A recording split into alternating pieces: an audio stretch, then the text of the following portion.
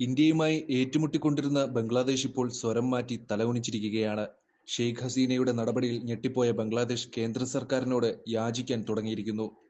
ബംഗ്ലാദേശിലെ വിദ്യാർത്ഥി പ്രക്ഷോഭത്തെ തുടർന്ന് 2024 ഓഗസ്റ്റിൽ ഷെയ്ഖ് ഹസീന പ്രധാനമന്ത്രി സ്ഥാനം രാജിവെച്ച് ഇന്ത്യയിലാണ് അഭയം തേടിയത്.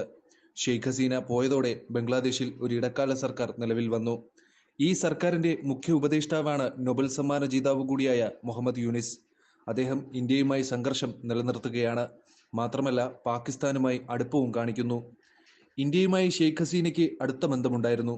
അതുകൊണ്ട് തന്നെ ഇന്ത്യയുമായി ഷെയ്ഖ് ഹസീനയ്ക്ക് അടുത്ത ബന്ധമാണ് ഉണ്ടായിരുന്നത്. അതുകൊണ്ട് തന്നെ ഇന്ത്യയുമായി ഷെയ്ഖ് ഹസീന വളരെ സുഗമമായ സൗഹൃദമാണ് നിലനിർത്തിയത്. എന്നാൽ ഇടക്കാല സർക്കാർ വന്നതോടുകൂടി ഇതിനൊരു മാറ്റം സംഭവിക്കുകയായിരുന്നു.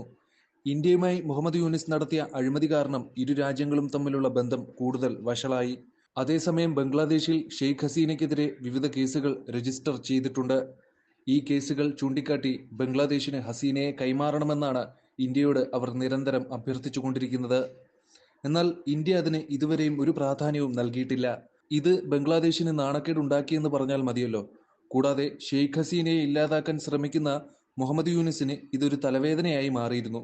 തൽഫലമായി മുഹമ്മദ് യൂനിസിന്റെ നേതൃത്വത്തിലുള്ള ഇടക്കാല സർക്കാർ ഷെയ്ഖ് ഹസീനയെ എങ്ങനെയെങ്കിലും ബംഗ്ലാദേശിലേക്ക് നാടുകടത്തണമെന്ന് കേന്ദ്ര സർക്കാരിനോട് നിരന്തരം അഭ്യർത്ഥിച്ചിരുന്നു. ഈ സാഹചര്യത്തിലാണ് ബംഗ്ലാദേശ് ഇപ്പോൾ സ്വരം മാറ്റി ഇന്ത്യയോട് യാചിക്കാൻ തുടങ്ങിയിരിക്കുന്നത്.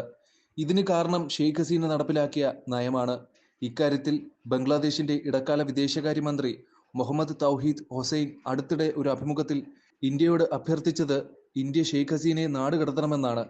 ഇന്ത്യ ഷെയ്ഖ് ഹസീനയെ ബംഗ്ലാദേശിന് കൈമാറുന്നില്ലെങ്കിൽ അവർക്കുമേൽ ചില നിയന്ത്രണങ്ങളെങ്കിലും ഏർപ്പെടുത്തണം. ഇന്ത്യയിൽ മോശം പശ്ചാത്തലമുള്ള ഷെയ്ഖ് ഹസീന ഉന്നയിച്ച ആരോപണങ്ങൾ സത്യവിരുദ്ധമാണ്. ഈ ആരോപണങ്ങൾ ബംഗ്ലാദേശിലെ സ്ഥിതി കൂടുതൽ വഷളാക്കുകയാണ്. കാരണം കഴിഞ്ഞ 15 വർഷത്തെ മോശം ഭരണത്തിന് ആളുകൾ ഷെയ്ഖ് ഹസീനയോട് വളരെ രോഷാകുലരാണ്. ഇതുകൊണ്ടാണ് ഷെയ്ഖ് ഹസീനയ്ക്ക് മേൽ ഇന്ത്യ നിയന്ത്രണങ്ങൾ ഏർപ്പെടുത്തേണ്ടതെന്ന് മുഹമ്മദ് തൗഹീദ് ഹുസൈൻ പറഞ്ഞു.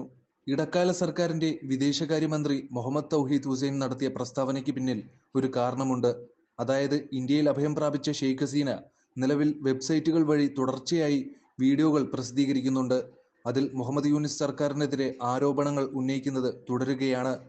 അദ്ദേഹത്തിന്റെ നേതൃത്വത്തിലുള്ള സർക്കാരിന്റെ പ്രവർത്തനങ്ങൾ കാരണം ബംഗ്ലാദേശ് പിന്നോട്ടു പോകുകയാണെന്നും സമ്പദ് വ്യവസ്ഥ മാന്ദ്യത്തിലാണ്, ആളുകൾ ബുദ്ധിമുട്ടുകയാണ്, ഞാൻ ഉടനെ ബംഗ്ലാദേശിലേക്ക് വരുമെന്നും തുടങ്ങിയ ആരോപണങ്ങൾ ഹസീന ഉന്നയിക്കുന്നതായി അദ്ദേഹം പറഞ്ഞു. ഷെയ്ഖ് ഹസീനയുടെ ഇത്തരത്തിലുള്ള ആരോപണങ്ങൾ മുഹമ്മദ് യൂനിസിനെയും അദ്ദേഹത്തിന്റെ ഇടക്കാല സർക്കാരിലുള്ളവരെയും ആശങ്കാകുലരാക്കിയിട്ടുണ്ട്. കൂടാതെ ഷെയ്ഖ് ഹസീനയുടെ ഇത്തരം വീഡിയോകൾ തന്റെ പേരിന് കളങ്കം വരുത്തുമെന്നും മുഹമ്മദ് യൂനിസ് പറയുന്നു. അതുകൊണ്ടാണ് ബംഗ്ലാദേശ് ഇന്ത്യയുടെ കേന്ദ്ര സർക്കാരിനോട് അവരെ നാടുകടത്തിയില്ലെങ്കിലും ഷെയ്ഖ് ഹസീനയുടെ പ്രസംഗത്തിന് നിയന്ത്രണങ്ങൾ ഏർപ്പെടുത്തണമെന്ന് അപേക്ഷിക്കുന്നത്.